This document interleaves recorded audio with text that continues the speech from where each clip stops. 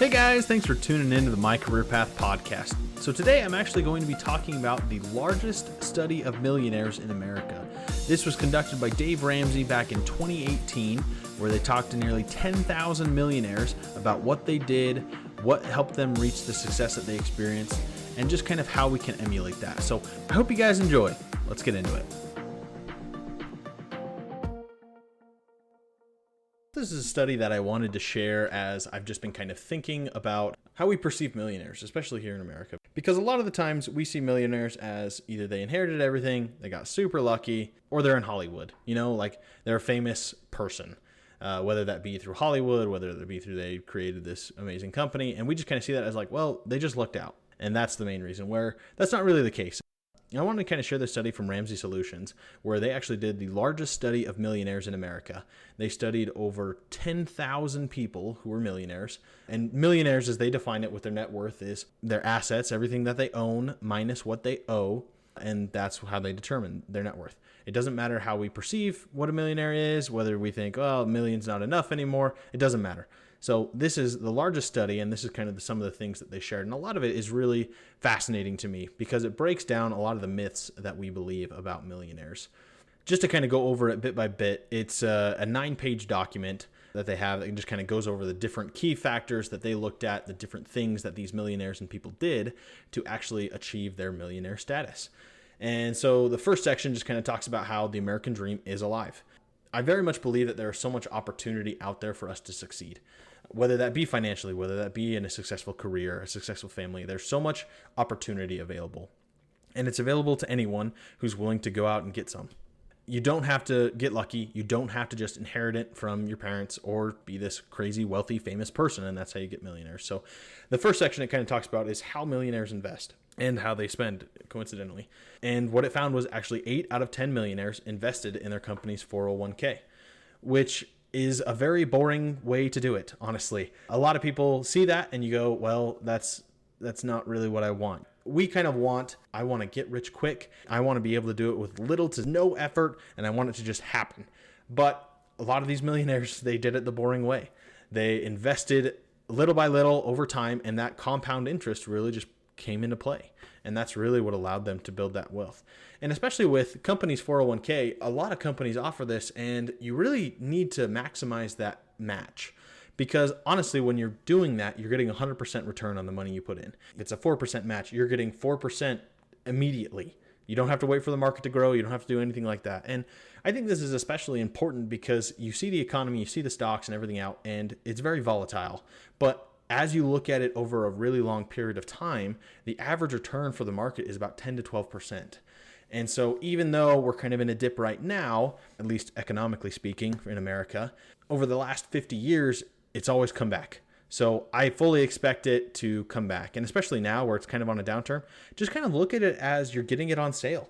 Whatever you're buying, you're getting at a discount in a way. And then once it comes back up, because it will, and it always has, then it's going to be a lot better. And I know there's a lot of talk about the current debt ceiling, and there's a lot of speculation about that. Right now, people are afraid.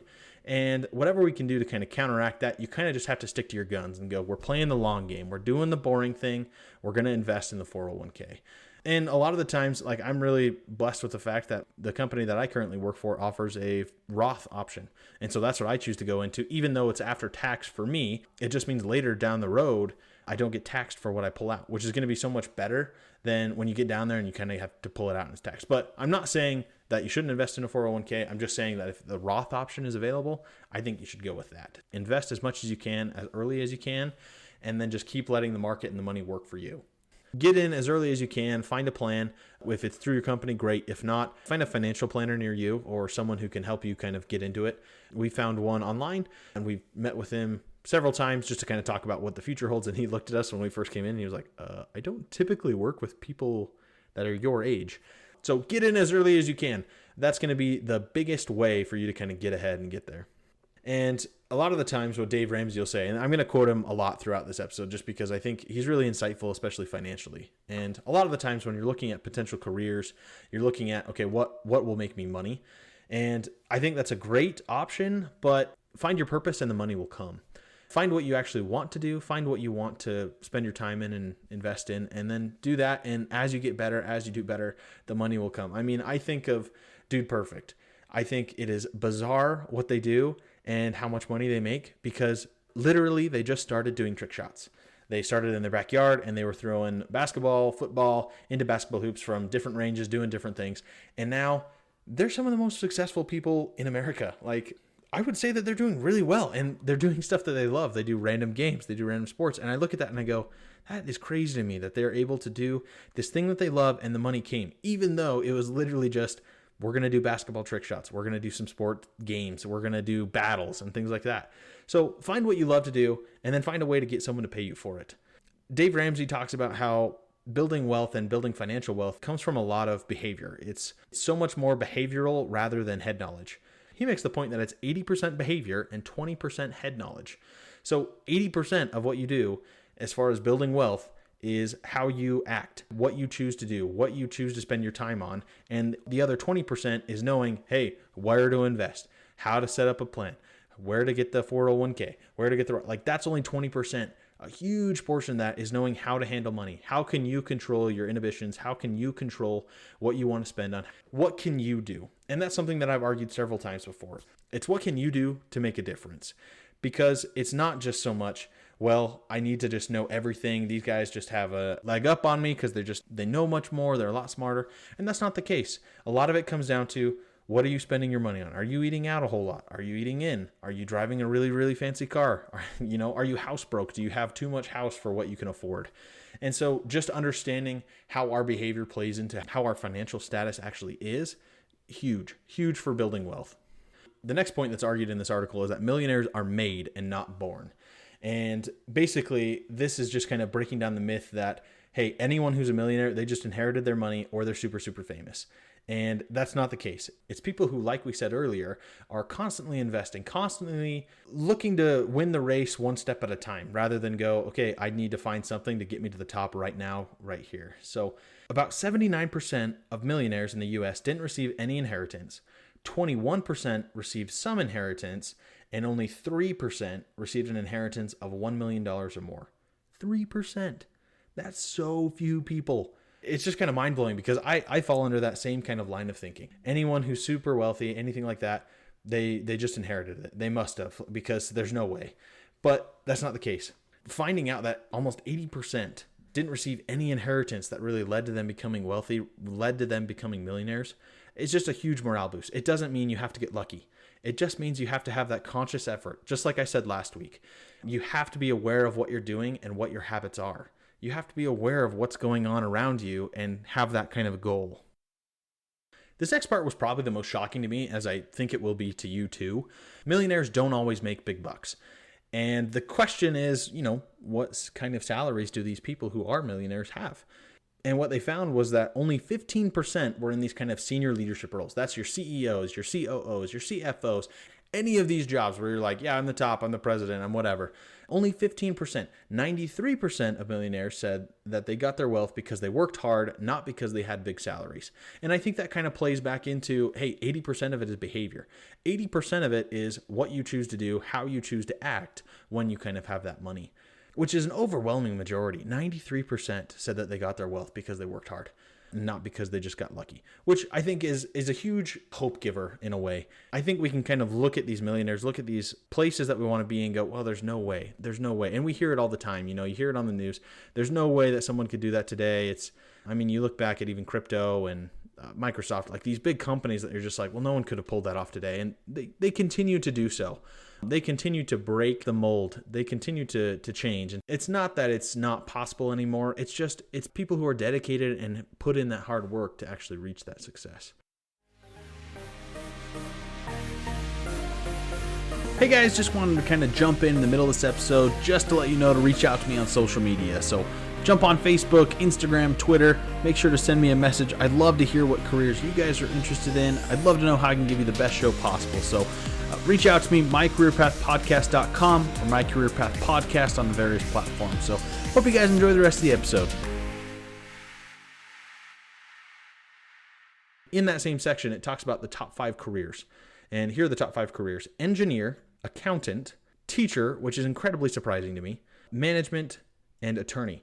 And the thing that I also found probably the most interesting is that doctor is nowhere on this list. I think they're barely in the top 10, actually. I'd have to look exactly where it is, but I mean, because when you think of high-paying careers, I think of doctor almost immediately, because you think of surgeons, you think of all the medical training that has to go into it, all the years of schooling and studying and coursework that they have to do in order to get to this level. But they weren't found in the study for millionaires. The other thing is teacher. Super surprising to me. But as I kind of look into it more, you start to realize why. And because kind of going back to that 8 out of 10 millionaires became millionaires because of long-term investing. Because I was talking to some of the educators here at Utah State, and they were like, yeah, it's like a 14% match. The university was basically saying, we're going to put in X amount of percent. And it was usually like 14, 15, 12, like that kind of percent, even without you doing anything. We're just going to put that into your long-term retirement account. And I'm like, wow.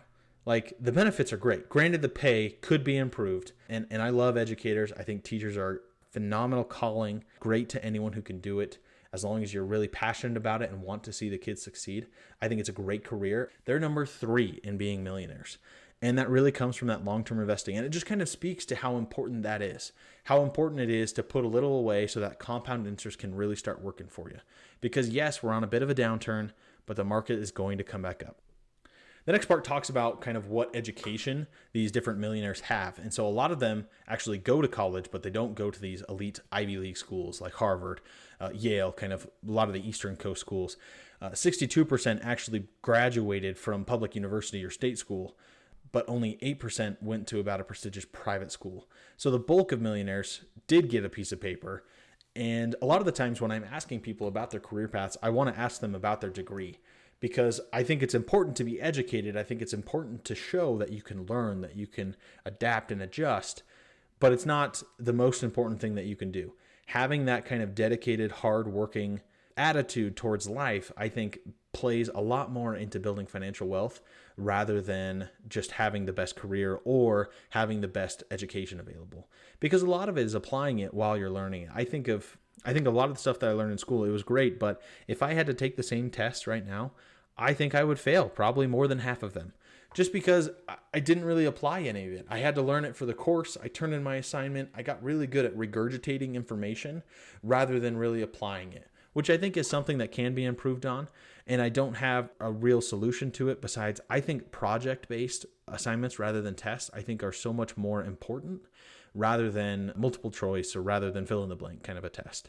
But anyway, 62% got their piece of paper, which means 38% did not, but they still became millionaires. So either way, whether you want to go into those kind of trade schools, whether you want to go for a bachelor's, a master's, PhD, whatever it may be, it doesn't really matter what school you go to. I think a lot of people want to go to those kind of Ivy League schools. It's got that prestigious label to it. It kind of shows that, hey, I'm really qualified. I really want to work hard, which I think is great, but I don't think it's the most important part. How you act, how you behave plays way more of a role rather than where you got your fancy piece of paper. The next part actually talks about perception versus reality on how we see millionaires as opposed to how they really are. And a lot of the times when you think of a millionaire, you think of they have a really big house, they have the fanciest car, they have a butler, they have maids, like they have everyone do anything for them. And that's not the case. Most of the time, they're really simple, normal people. They're people you see in the grocery stores. Because like we said earlier, it's so much more behavioral rather than head knowledge. And so it's people who go to the store with a written grocery list. It's people who drive, 5-year-old cars, fix it up themselves and go, okay, I'm going to drive it for another 3 years rather than buying a new one off the lot, going into debt and figuring out from there. So just understanding how important self-discipline is, I think is really what this study kind of goes over. It is possible, it is achievable, but a lot of it comes from what are you going to do? How are you going to work towards it? This is a quote from Dave Ramsey that is shared in the document. Human nature is that we want to hit the easy button. We want to know the shortest possible path to wealth. I want to show you the shortest, fastest, correct route that gets you to $1 million net worth. Just know it's actually a slow, steady process, just like the tortoise and the hare. So just knowing that it's slow, it's over time, it's one step at a time over 30, 40, 50, 60 years, just working towards it. And then it just kind of goes into how they did the study, like we said earlier. And overall, I just think this is really helpful for anyone listening. And I hope you take the time to look over it. It's 9 pages. I'm going to link it in the description. I hope you take the time to read it because the American dream is alive. Overall, I think this is just a phenomenal resource for anyone looking to get a little bit of hope. Over the research of about 10,000 people, here's the little things that stuck out to us that they all did consistently to get them ahead. And it wasn't anything substantial. It wasn't that they bought a stock at the perfect time, it skyrocketed, and then they jumped off the boat at the peak. Instead, it was we did little by little, every month, every day, just to save a little bit more. Saving is probably the core principle of building wealth. It's something that's talked about in The Richest Man of Babylon. Stephen Graham, he talks a lot about it as well. Just setting aside money, because money attracts itself. It brings its friends. Really look at the career. I honestly believe that if you do what you love and know what you want to do, that the money will come later. And it takes a lot to figure that out. It takes a lot of effort, it takes a lot of soul searching and asking the right questions. Just look over resources, take the time to figure out what you want to do and what your goals are and start working towards them. It doesn't have to happen over the course of a month. Little by little, step by step, kind of work towards that. So I hope you guys enjoyed. I hope you guys take the time to look over this study of millionaires. Let me know what goals you guys have for yourselves, whether that be financial or career oriented.